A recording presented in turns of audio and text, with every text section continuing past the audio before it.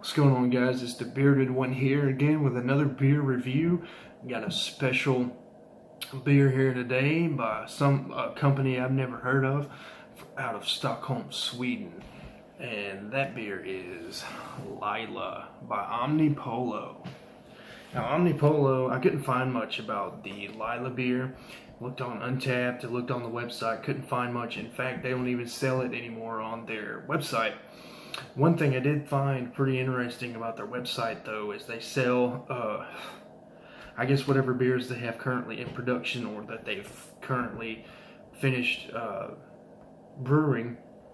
They sell them up on their website, and I've never quite seen merchandise handled like that on a brewery's website. So that's pretty cool. Now, I'm sitting here calling them a brewery, and they're technically not a brick and mortar brewery. They're actually a contract brewery, and it's a joint venture by brewer Henok Fenty and a graphic design artist, Carl Grandin. They formed this company in 2011 in Stockholm, and apparently they travel across the world to different breweries and brew different types of beer. I've never had an Omnipollo beer. In fact, I've never heard of them before this weekend when I restocked my beers to review. But apparently they're known for like pastry stouts and candy beers, dessert beers, things of that nature. And Lila specifically is a whipped lemon cream, almond frosted cinnamon roll imperial pale ale. And it has natural flavors. This is a 1 pint can. It's 8% by alcohol, ABV. So yeah, that sounds very tasty, very pastry-like. And I like the can. Tribute to the graphic design artist that did the can. They even got a fancy way they wrote the name here. They do not disclose the IBUs, and I think more and more brewers are starting to go that route and not disclose the IBUs anymore. I think they're just trying to appeal more to the mass market and appear more friendly to people who can't handle bitter beers. Without further ado, we'll get into the pour. Never seen anyone very hoppy in the aroma off the bat. Not sure how that translates to IBUs. Wow, we're gonna get her in there. We're gonna get the whole can in there. So let me do my dorky thing since I've never reviewed this beer before.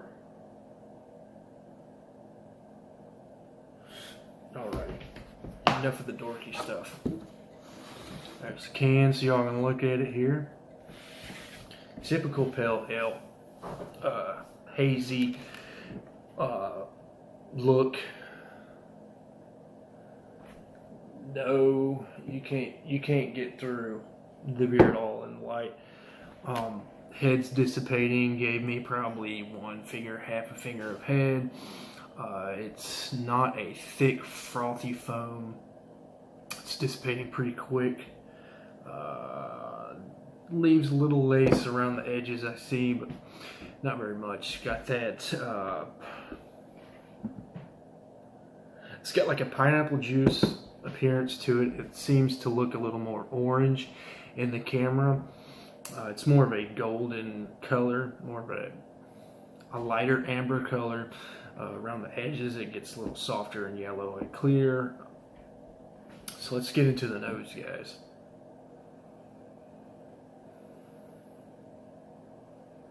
I do get the lemon. I don't know where the cream comes from. Maybe the whipped cream comes from the mouthfeel.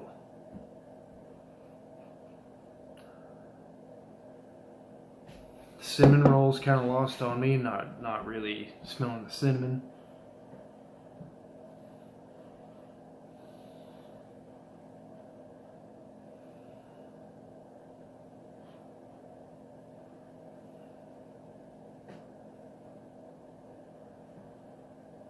Yeah, I'm getting like that citrus, the lemon, and the hops.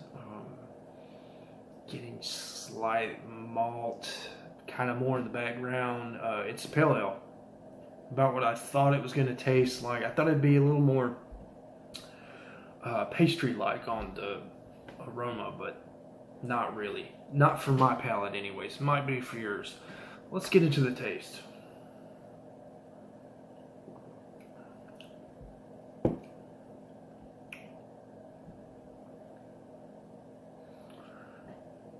This beer tastes complex. In fact, I don't think I can describe everything going on here. Let me go in for another sip.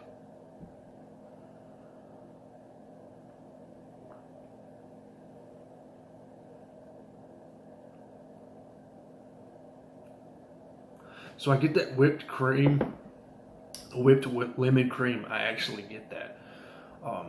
It sits on the top of the beer.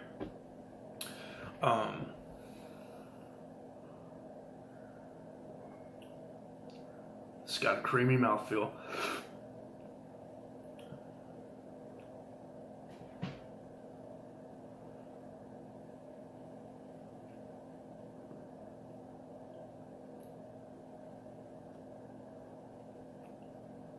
I can tell there's spices in there, but I couldn't tell you that it's cinnamon. And something that reminds me of a cinnamon roll, definitely not there. I don't get the nutty almond frosted part.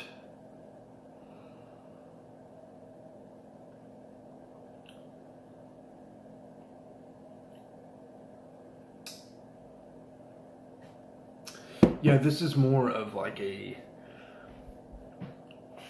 I would say it's more of like a lemon meringue pie for me, instead of a lemon cream almond frosted cinnamon roll. Definitely not getting that. I think they did more of the citrus style hops, and because of that I'm getting a little more than the cinnamon. I feel like I'm getting some pineapple. I've not had a lot of grapefruit, and a lot of people say grapefruit flavors come out of those citrus hops. Maybe you'll get that if you taste it. I can't describe what a grapefruit tastes like. Almost taste some orange. It's like some orange, pineapple, juicy thing going on here as well. Medium going to full bodied on the body. It's definitely not a lean, crisp, refreshing beer. I forgot to mention there's almost no carbonation, so that crisp and refreshing factor ain't there. It's not chewy beer, which I was almost thinking it would be, with it being what it is. I'm not going to repeat that again. Overall, I like this beer. What would I give this beer a rating?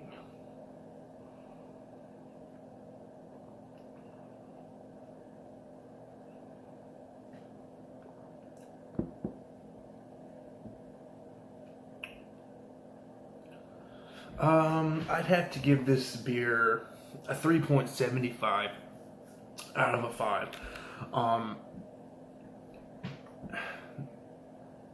If I didn't know what this beer was, I might bump it up to a 4.